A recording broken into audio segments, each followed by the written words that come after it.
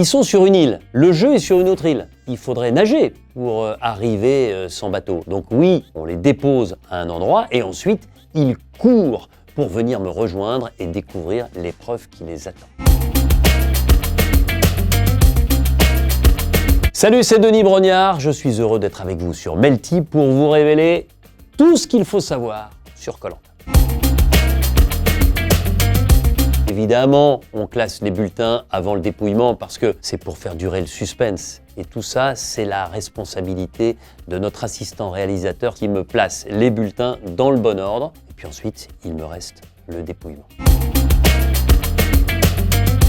Les aventuriers ne se connaissent pas et on essaye même de limiter au maximum les interactions, que ce soit dans l'avion ou avant le début du tournage. Ils se découvrent le matin même du premier jour et c'est comme ça que la découverte est la plus efficace et la plus sympa à voir pour les téléspectateurs ensuite.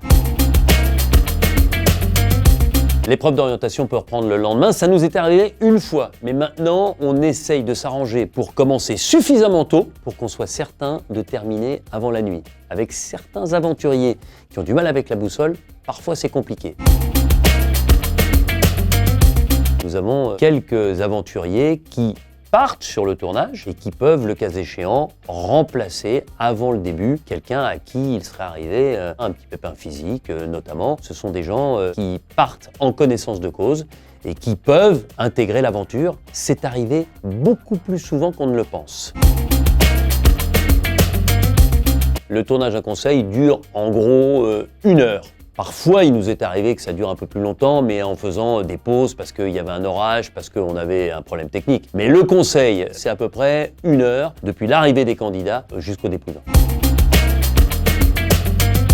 Ils sont sur une île, le jeu est sur une autre île. Donc il faudrait nager pour arriver sans bateau. Donc oui, évidemment, ils partent de leur île en bateau, on les dépose à un endroit et ensuite ils courent pour venir me rejoindre et découvrir l'épreuve qui les attend.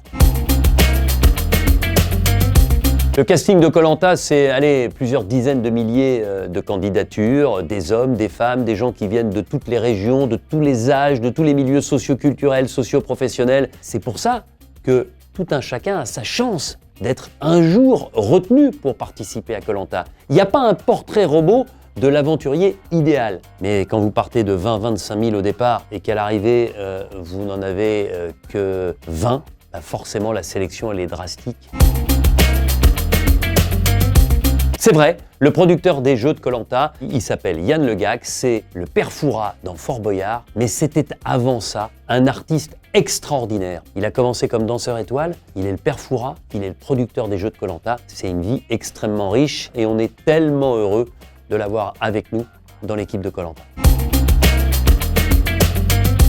Le patron du service des sports auquel j'appartenais était aussi le patron de l'antenne et c'est lui qui m'a proposé de rejoindre l'équipe sur la première année pour faire la voix off, pour écrire aussi l'histoire qui s'était déroulée en Thaïlande avec comme présentateur, et je tiens à le saluer parce qu'il nous a quittés il y a quelques semaines, c'est Hubert Auriol. Pour la deuxième saison, puisque Hubert Auriol ne pouvait pas rempiler, on m'a proposé de prendre sa place. J'ai accepté avec beaucoup de plaisir et ça fait 19 ans que ça dure. Et avant que vous me posiez la question, sans éprouver de lassitude.